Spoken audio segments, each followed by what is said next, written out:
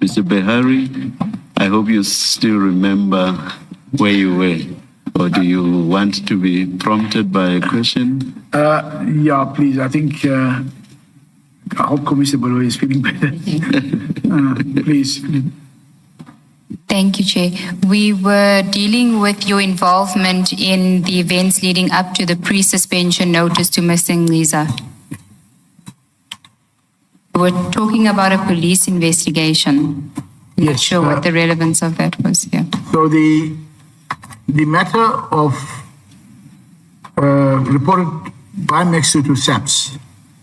SAPS were busy with the police investigation. In the course of that investigation, they subpoenaed the HOD for documents. So when the HOD was subpoenaed, she wanted to know what is she entitled to do, because we have certain, looking at other legislation, POPIA and so on. We said to her that POPIA would not apply because of the subpoena, so let's give them the information that they require. So we were in that meeting with Madhubani. So thereafter, triggered from that, HOD wrote to him to say, please give us your qualifications or what information. Then there was a response. As I don't have that full information with me, because I didn't go beyond that in terms of the entire process from there on. Okay, so there was no request for investigation in terms of the directive that came to you? Well, the request for investigation wouldn't come to me. As I mentioned, the informal process or the communication because of HOD and I. So I would not, there was already an investigation underway by a criminal complaint from Mkhwanazi on that matter.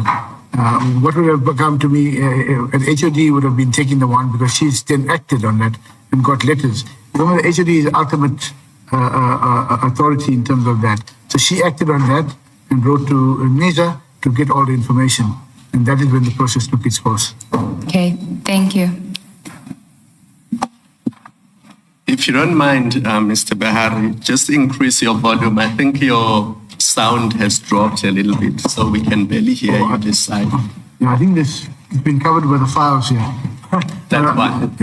Perhaps please pull the mics closer to you.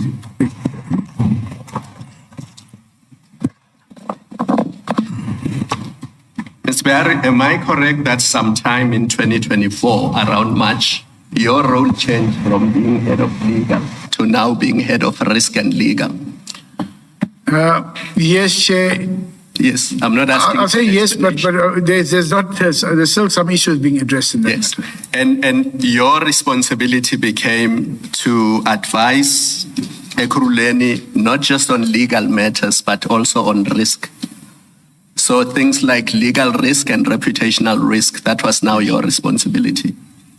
Yes. Yes.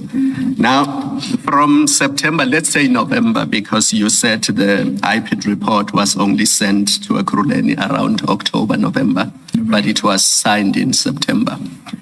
From November 2023 until December 2025, when you were suspended, did Ekurhuleni take any action against Julius Mkhwanazi? Not that I'm aware. I think there was action taken. He was suspended in December after testimony in this commission. Yes, he was suspended in December 2025, but he was suspended as a result of the action being taken by the city arising out of questions posed by the Premier. Yes. So that is the process that unfolded through the Chief Audit Executive Office. They went through the report to Council, and that is the process. Let me put the question another way. From November 2023 until you were suspended in December 2025, did you ever advise the city of Ekurhuleni to take disciplinary action against Julius Mkhwanazi? No, I did not, because in terms of the risk function, and the risk function speaks overall. It speaks about overall for the organization-wide risk. Those matters were being addressed at different departments at different junctures. So overall risk from that part, from when I was dealing with that from 2024, I would look at the risk matrix. What are the risk reports that have to be done? Where are the different issues of risk? So In terms of then, there was processes, one that stalled, processes with the... Behari, please don't take me to processes. My question was, did you? And your answer is no, you did not. No, I did not, Chair. Yes, As I said, it was not an aspect focusing only on the one issue. The risk function focuses on a whole lot of issues. That is and there are templates for that. Thank you, Chair. That is fine. Yes. I've just handed you a document, and it is a transcript, yes, of the evidence of Dr. Mkhwanazi on the 1st of December 2025. Yes, Chair. I had engaged her on the promotion of Julius Mkhwanazi. You will recall that until December 2023, he was a brigadier. Yes. And he was responsible for corporate services, one of the divisions there. And then from December, he was promoted to Deputy Chief of Police. Remember that? Yes. Yes. And the engagement between myself and Dr. Mkhwanazi was, how can Ekurhuleni, in the face of the investigation by Erasmus and the investigation by IPID, reward Julius Mkhwanazi with a promotion? And she told this commission that Mkhwanazi had been cleared and there was no investigation against him, and there was no finding of wrongdoing against him, and for that reason, there was no reason why Ekurhuleni should not have promoted him. So if you go to page 105 of 268, you'll see it's numbered at the bottom of the page. That's correct, Chair. Are you there? Yes. From paragraph 10 of that page where it says audio clip played back. Do you see that? I see that, Chair. Just take a moment to read that entire section. Aloud or... It's fine, you can read it loud.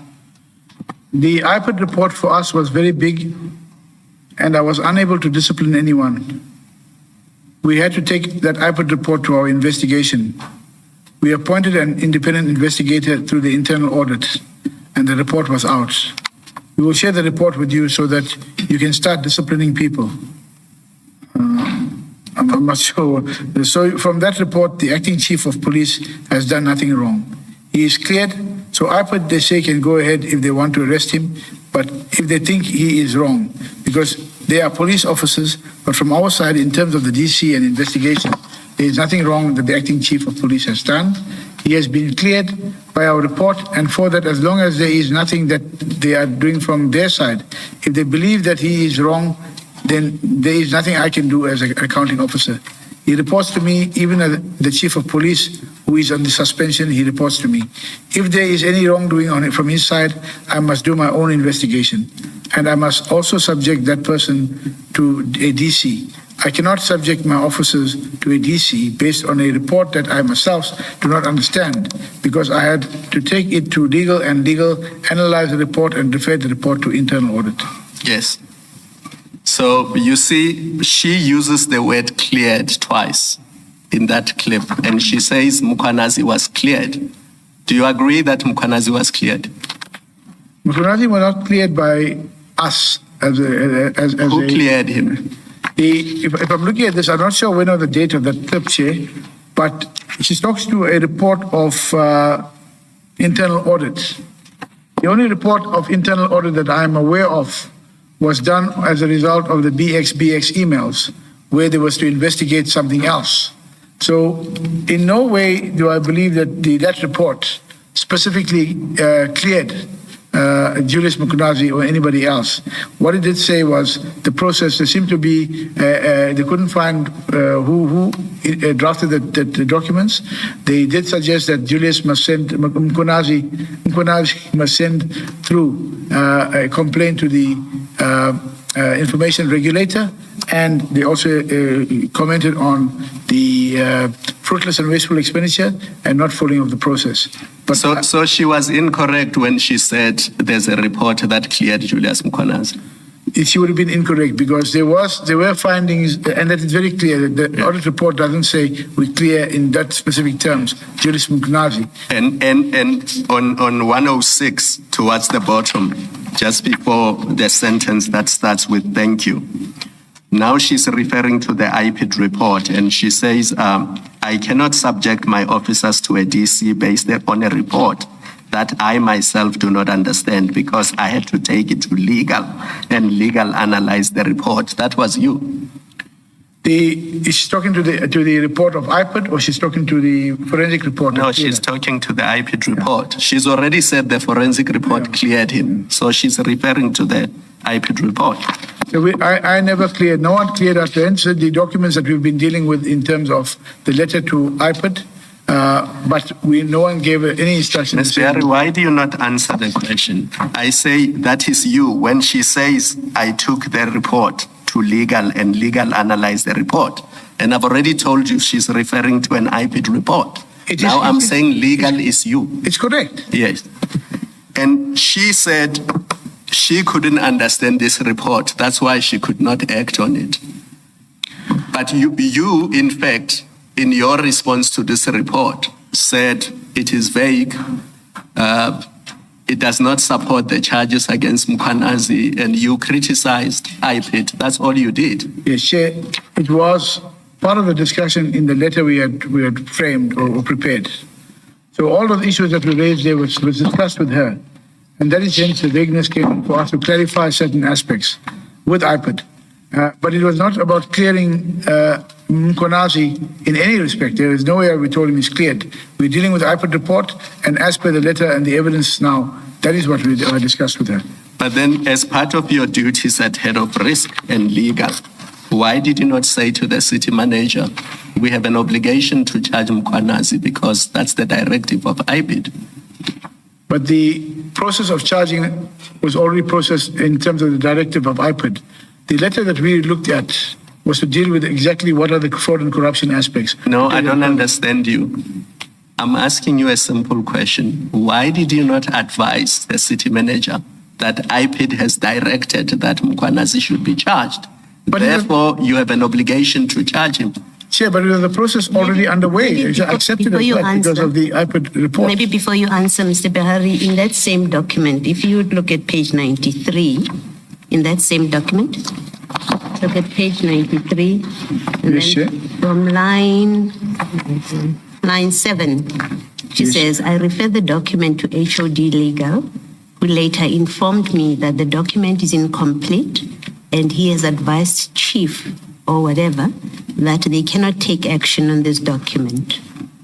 Rather, let them do the internal investigation. So take that into account in your answer. Is this related now to, I don't know if she's confusing the issue of the internal report?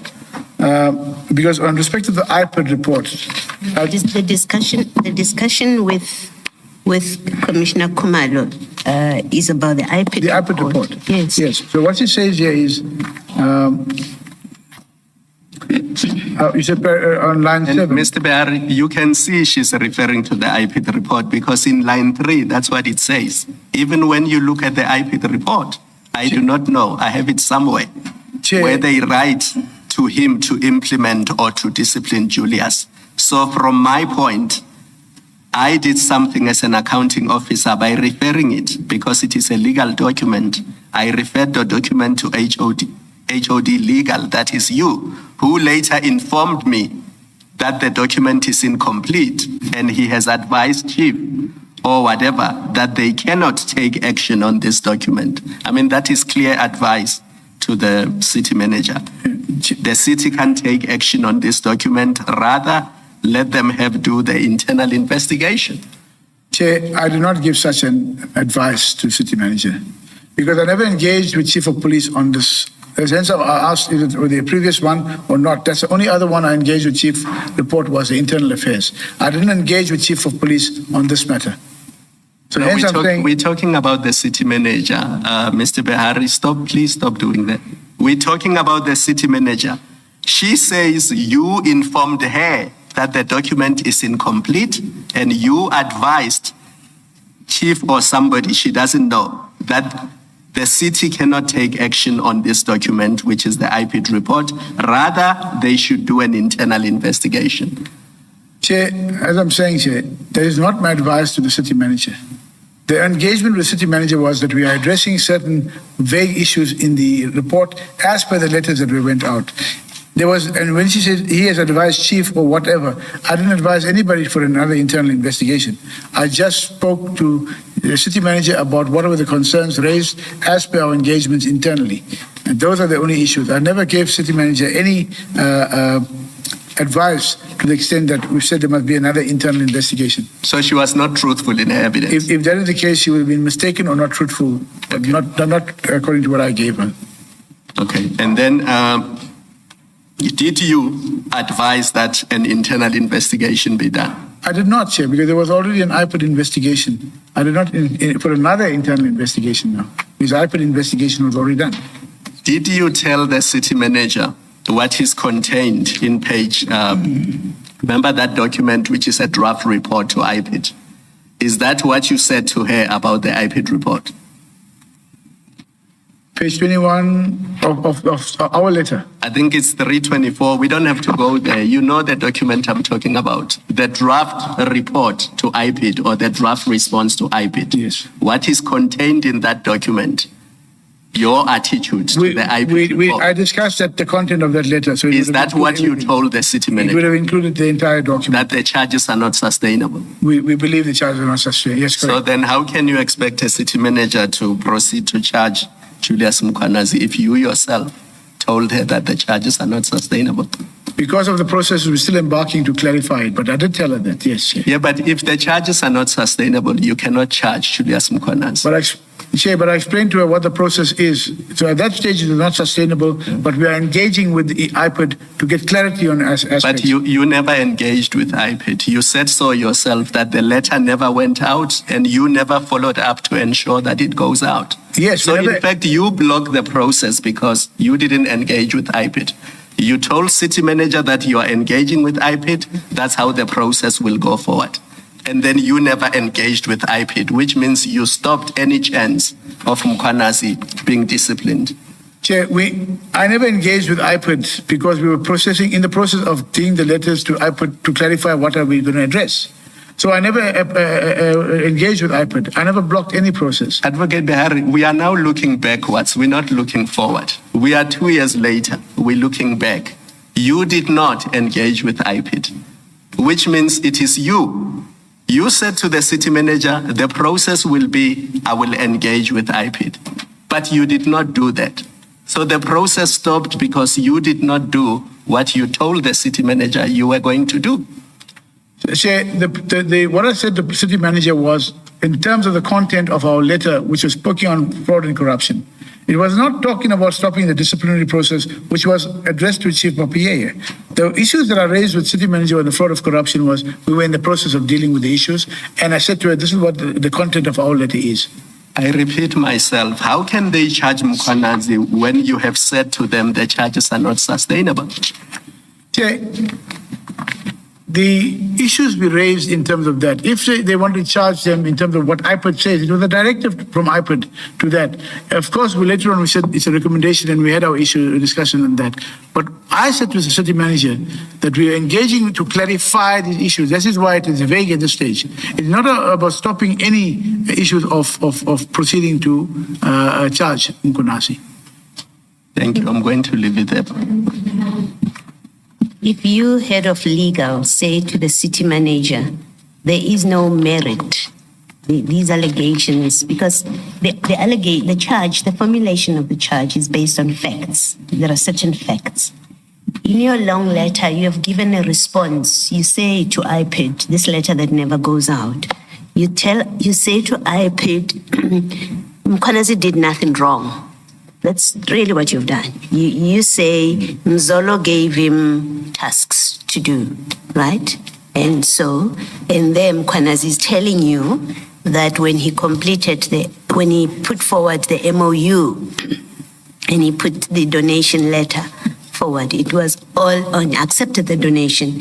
It was all in execution of his tasks. That's one. Two, you say he didn't register vehicles. Steyn registered those vehicles. So Mkhwanazi has nothing to do with that. It's always been the practice to receive donations. Steyn explains that. So Mkhwanazi did nothing wrong. So Mkhwanazi sent the MOU to the chief of police, and the chief of police, the fault of the chief of police that it was not completed and signed. So in that long letter, you basically say Mkhwanazi did nothing wrong. You answer to the facts. He did nothing wrong. Now, how would you, and that's what you tell the city manager. That response is given to the city manager. That's what you tell her. How could she, and Chief Mapiaye, when he becomes aware of this, but forget him for the purpose of what I'm putting to you, how could the city manager then take disciplinary steps against Mkhwanazi if you, head of legal, have given responses why what IPD is saying is unsustainable? Because remember, IPD is saying he's guilty, he's committed to this conduct. You say he didn't. Look at the authorization that he had when he was acting. Look at Steyn, what Steyn says. Look at the practice. Look at what the chief of police failed to do. That's an answer from you. On what basis would the city manager then proceed to charge him? Chair, the issues of which I've raised in the letter was not about IPID or to finding that Julius Mkhwanazi did not do anything. It was about consideration of, in the IPID report, consideration of the affidavit of Julius Mkhwanazi, where he said he was given this authority. If you had gone there and then done an extended investigation and found that there was no such authority, it would concretize our case, Chair. So it's not about saying that we're finding that Julius Mkhwanazi did not do anything. He raised in his affidavit to say, I was given these positions, I was dealing with this MOUs, I was dealing with these issues. And the issue to IPID was then, but have you considered the substance of what Mkhwanazi was doing? You don't just say, have you considered? You actually say he did nothing wrong. And I'll read you a paragraph randomly. In that letter, at paragraph 6, you say, at the time of the vehicle registration, the benefit of in brackets, you say getting more vehicles would have accrued to the city had the deal been approved. The cost incurred in the registration was a step forward, was a step towards obtaining the benefit on behalf of the city. It will be challenging to argue that the registration costs constitute prejudice to the city. The registration costs should not be viewed in isolation, but as part of the entire process of acquiring the benefit on behalf of the city. So your theme throughout is no, but this was to the benefit of the city. You say that, no. And it doesn't matter whether it's criminal or disciplinary process. You, head of legal, are saying this whole transaction was for the benefit of the city. He did nothing wrong. Chair. And you tell that to the city manager.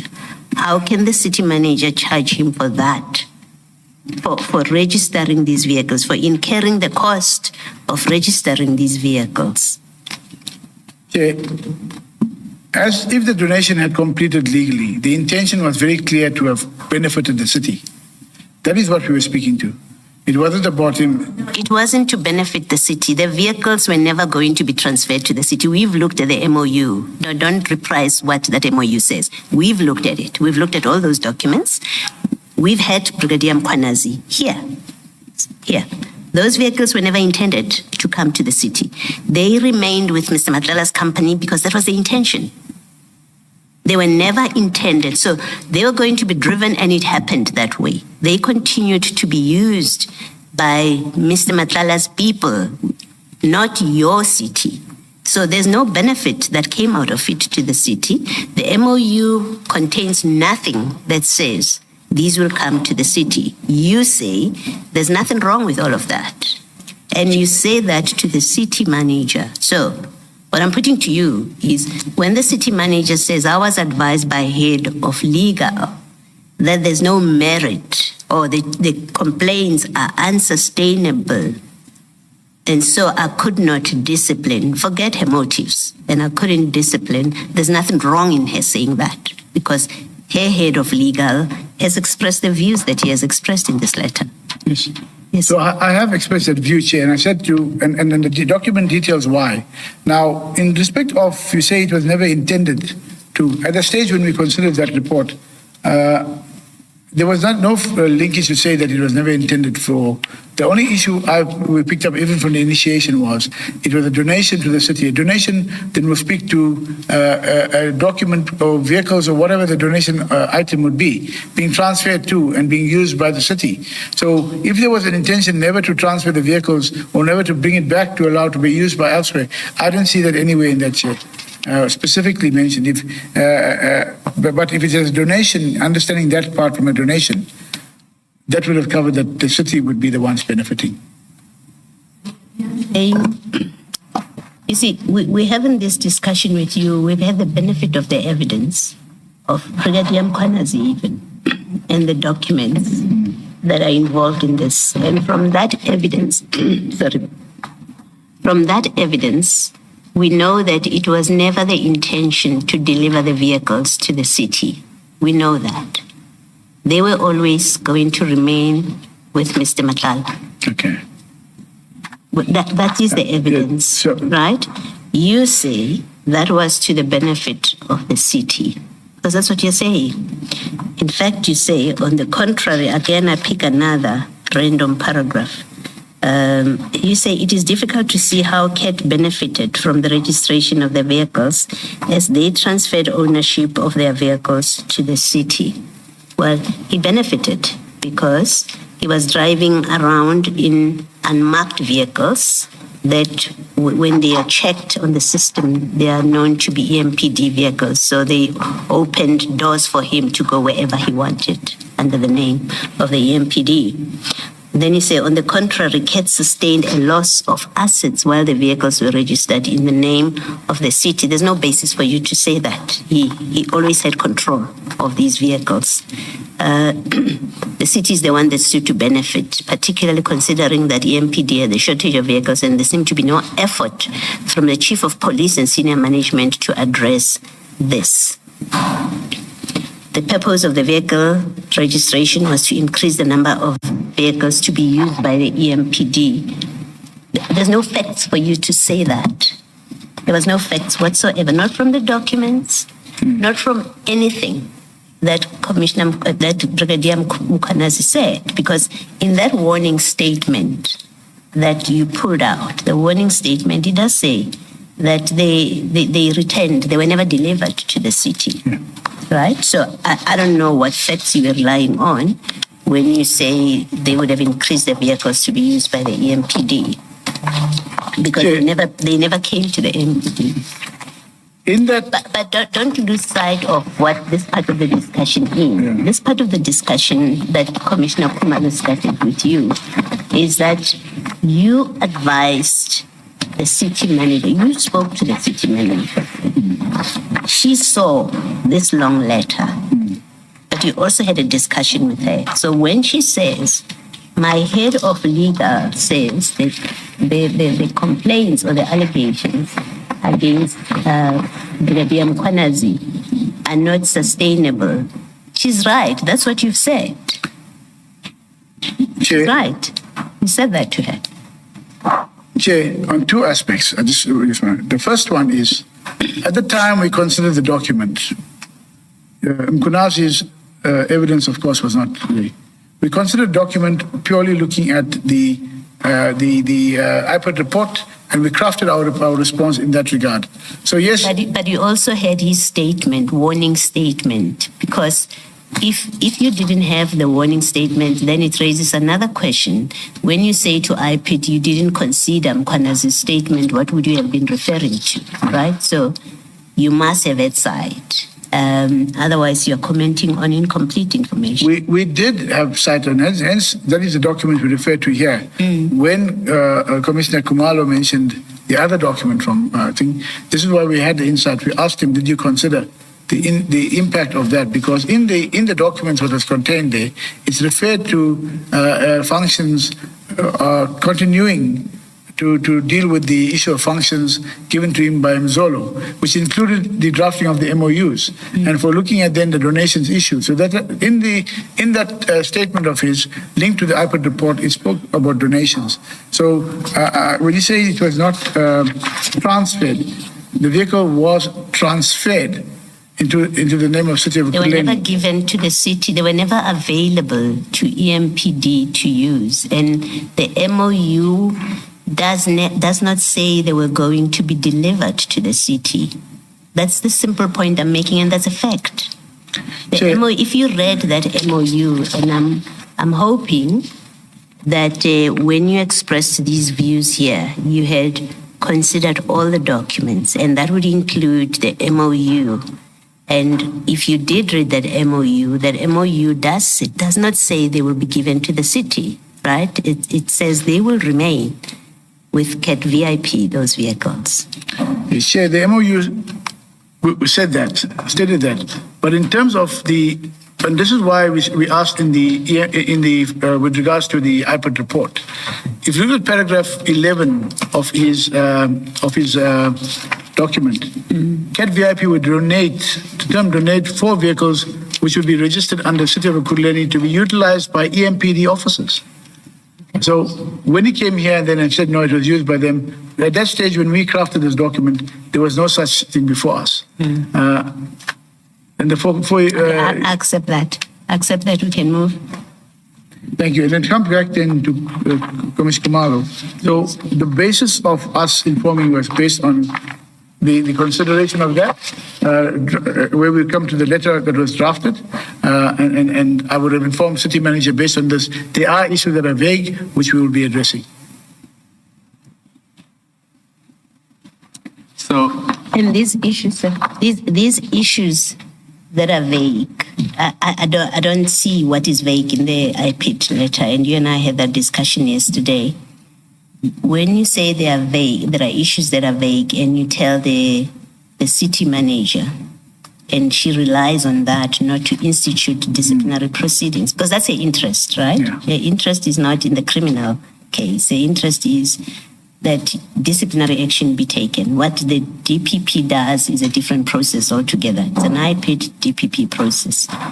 Your organization's role in this, and that's why I don't understand why you wrote this letter, but the role of your organization arising from the IPID investigation and report to you is the directive to institute disciplinary proceedings.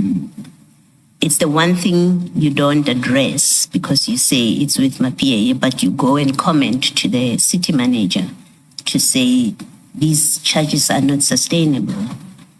Yeah. Chair, we crafted that on the basis, I said even from yesterday, the functions that were given to us is to look at the fraud and corruption part. We focused on that issue. There was no link to the HR processes in any way in the document. We focused on the fraud and corruption for our processes going forward with impact and so on. In that, because you're dealing with the holistic document, we analyzed the report of IPID. And those were the issues we found would be vague in terms of what we still needed to address. Was it your initiative to analyze the report, to analyze the fraud and corruption part of this report? Did you, without prompting, choose to do that? Yes, city manager would give us this. Can we look at the criminal aspects of this issue? No, she did not do that because in your statement you don't say that. In your statement you tell us what she said to you. So she didn't say to you. In her statement or in my statement? In your statement, I'll read. I think Ms. Ngube, if you could refer to that paragraph, you do tell us what she said to you, and it has nothing to do with what you end up doing. I'll find it.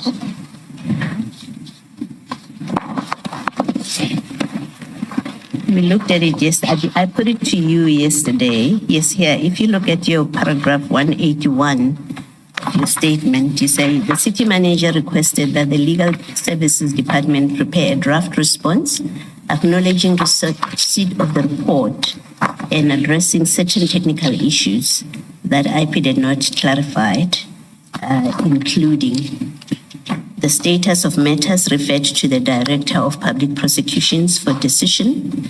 We know your letter doesn't do that. The scope and confidentiality of the report. We know your letter doesn't do that.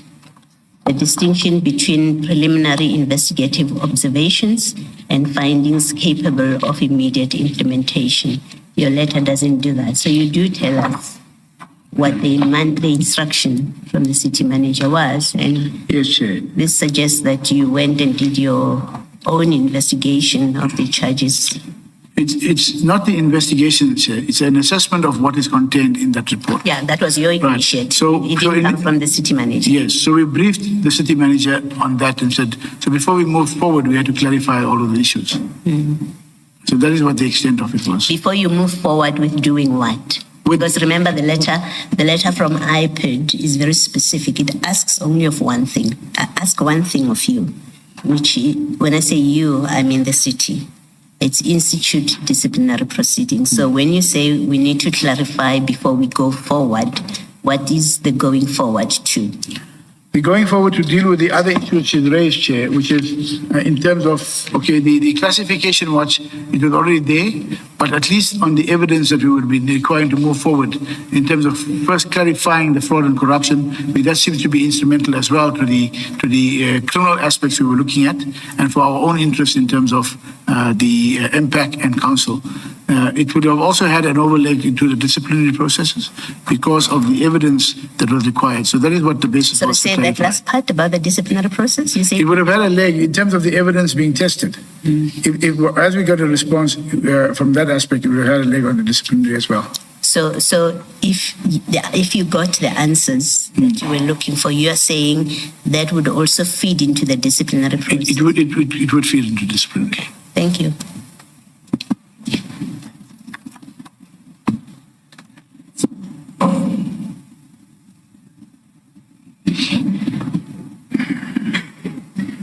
Advocate Behari.